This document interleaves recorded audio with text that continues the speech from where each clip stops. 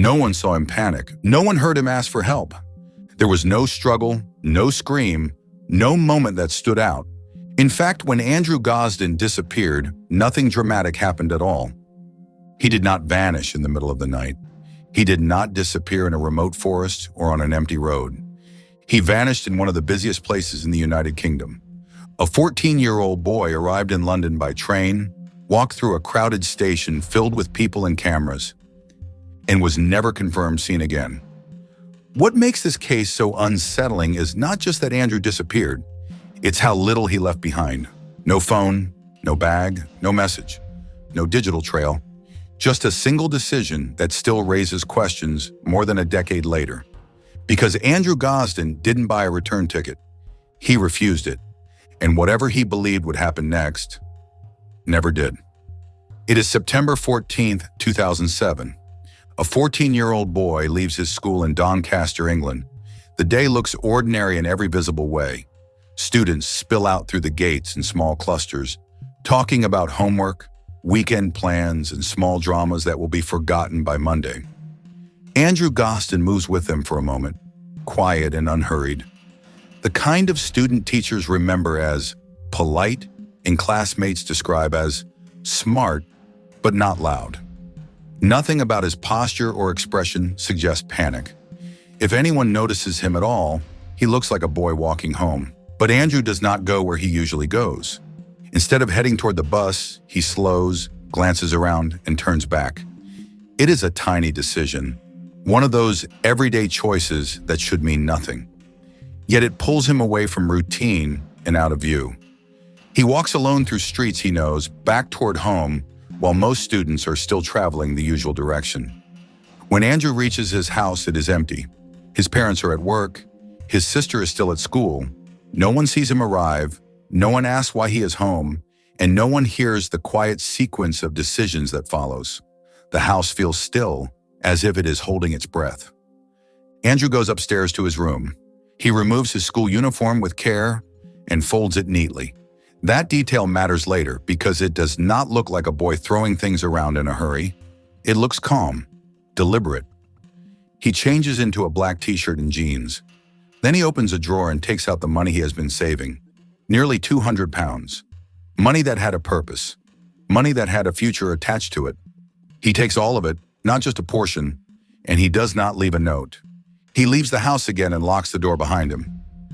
At that moment, Andrew Gosden is still a son and a brother, a student with a timetable and a bedroom, and a family expecting him home.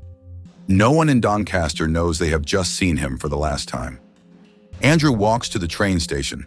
Witnesses later describe him as composed, polite, not frantic, not lost, just a boy moving with intention. At the ticket counter, he asks for a ticket to London, King's Cross Station. The cashier offers him a return ticket. It would be cheaper. It is what most people buy. She asks if he is sure. Andrew refuses. The cashier asks again, pointing out the savings. Andrew insists on a one-way ticket. A small moment at a counter becomes one of the most chilling facts in the case. A one-way ticket is not proof of anything by itself, but it is a decision that forces a question. What did Andrew think would happen next? The ticket prints. Andrew pays. Minutes later, he boards the train to London. He leaves behind his phone. He leaves behind the charger. He leaves behind his school bag. He leaves behind anything that might explain the choice. No message, no letter, no quick text to a friend. The absence is total. In 2007, that matters. A phone is already the default tether to home. Andrew cuts it. The train ride takes nearly 2 hours. Andrew sits alone. Other passengers come and go. Someone may have glanced at him and forgotten him immediately.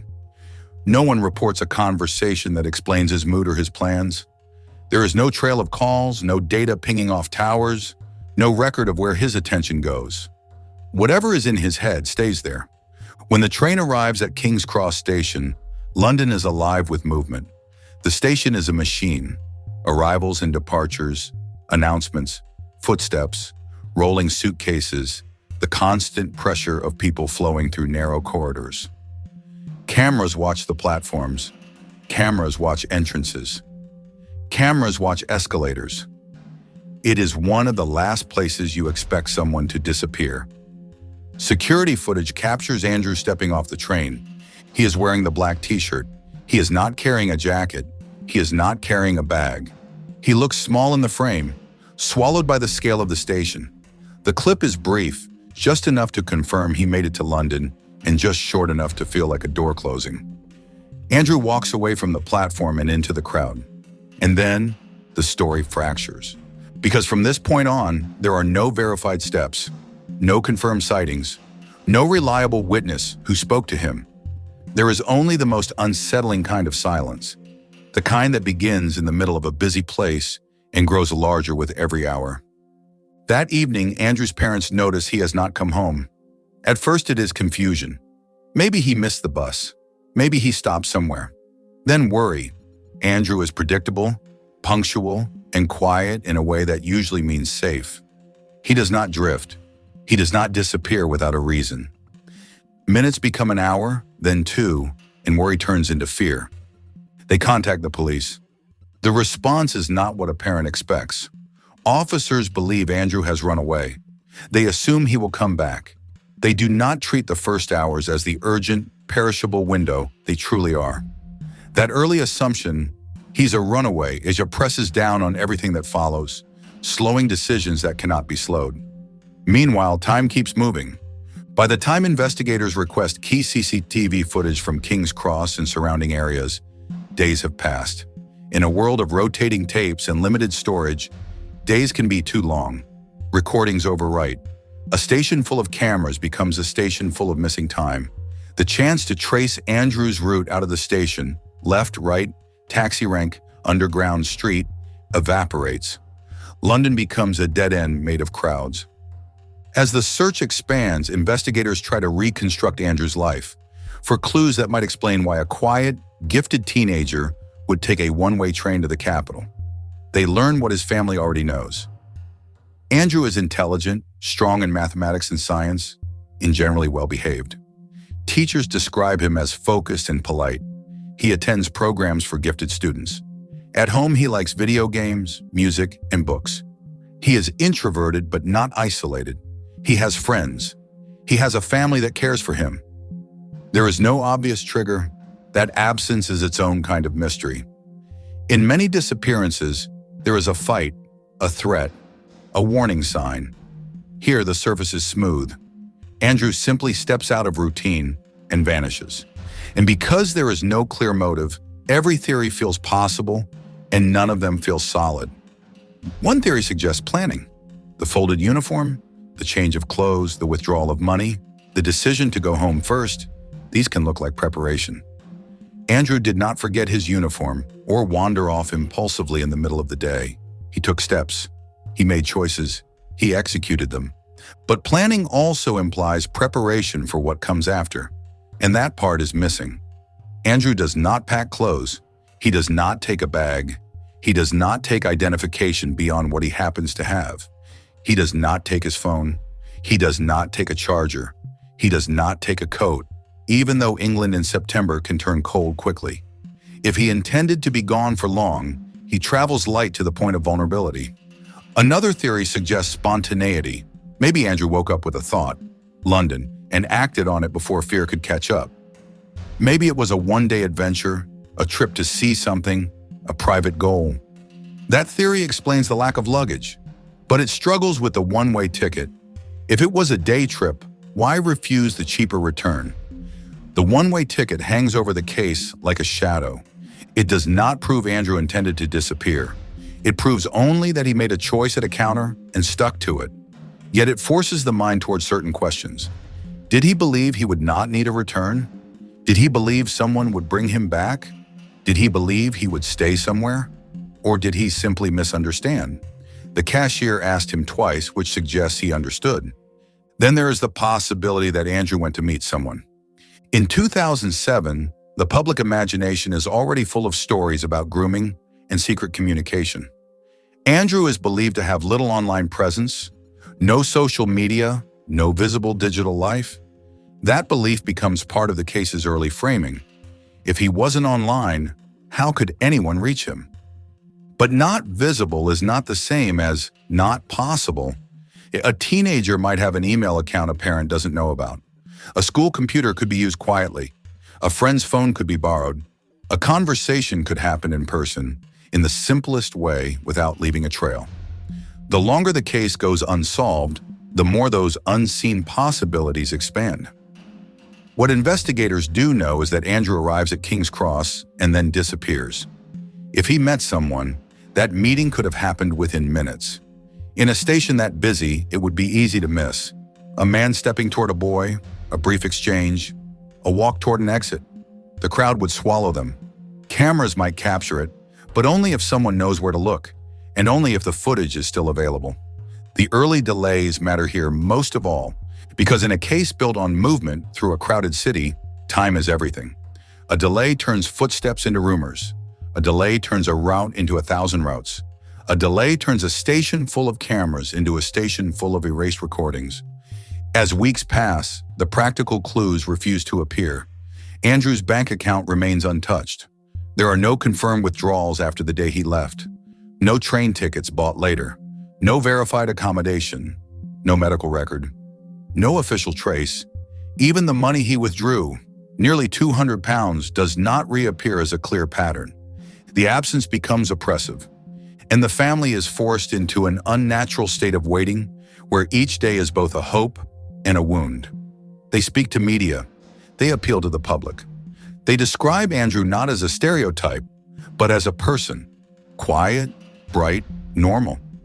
The more they describe him, the less the disappearance makes sense. Over time, the case becomes a magnet for theories. Some people believe Andrew started a new life. The idea has a certain narrative appeal, a gifted boy leaving, stepping into anonymity, surviving somewhere unknown. But anonymity is harder than people think. A 14-year-old with no phone, no identification, no prepared shelter, and limited money would face immediate obstacles. He would need help, and help leaves trails. Someone remembers a boy, someone talks, someone buys something, someone signs something. Another theory is darker, that Andrew encountered someone who harmed him soon after he left the station. London is not a fantasy city. It contains danger as well as crowds. A boy alone is vulnerable. If something happened quickly, it might explain why there is no later trace. But this theory also struggles against the station's visibility. If harm occurred in the open, someone would likely see something. If it occurred in private, how did Andrew get there so quickly? Then there are theories built around intention. Events, concerts, a specific destination in London. Perhaps Andrew had something he wanted to do that day. Perhaps he wanted to go somewhere meaningful to him. Perhaps he wanted to see something without telling his parents. These theories attempt to keep Andrew's motive human and understandable, but they collide with the same wall. After the cameras at King's Cross, we do not know where he went, so the story becomes a set of branching paths. One path imagines Andrew walking into the London Underground, blending into commuters, heading toward a destination only he knows. Another path imagines him exiting onto the street and meeting someone waiting. Another imagines him wandering unsure, a boy suddenly realizing the scale of what he has done. Another imagines something abrupt and irreversible happening within minutes. Each path feels possible, none are provable, and that is what makes the case so haunting. It is a disappearance that happens not in darkness, not in wilderness, but in daylight and noise. In many missing person stories, the setting provides the mystery: a forest, a storm, a remote road. Here, the setting provides the disbelief.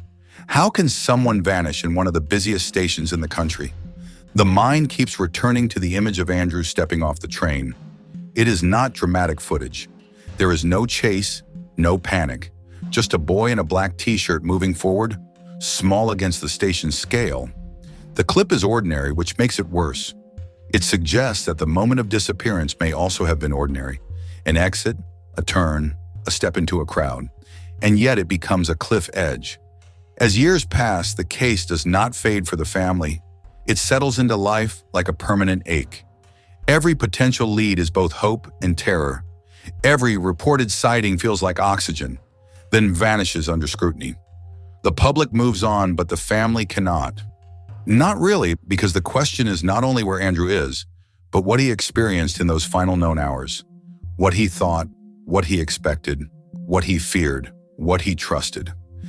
Andrew's decision to leave his phone behind becomes a symbol. Some interpret it as proof of planning, cutting off contact. Others interpret it as childish practicality, forgetting, not caring, not wanting to be bothered. But leaving a phone behind also means leaving behind the ability to ask for help. If Andrew needed someone, he could not call. That fact alone increases the stakes of every theory. A quiet boy travels to London without a phone, without a bag, without a jacket. He arrives in a crowded station and is never confirmed again. The case becomes a study in how easily a human being can vanish when time is lost and the world is busy. And so the story remains suspended, not closed, not solved, just a series of confirmed steps that end too early.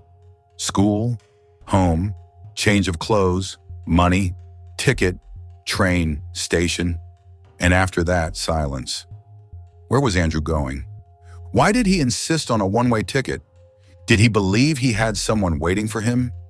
Or did he believe he was stepping into something he could handle alone? Andrew Gosden vanished in a city with cameras and crowds. He vanished in a place where people assume disappearance cannot happen. And because of that, his case remains one of the most unsettling mysteries in Britain. A disappearance that feels impossible and yet is undeniably real. Somewhere between Doncaster and London, a boy stepped out of his ordinary life. Somewhere in the noise of King's Cross, he became untraceable. And to this day, the question remains unanswered. What do you think happened to Andrew? Comment below and remember to like and follow for more similar mysteries.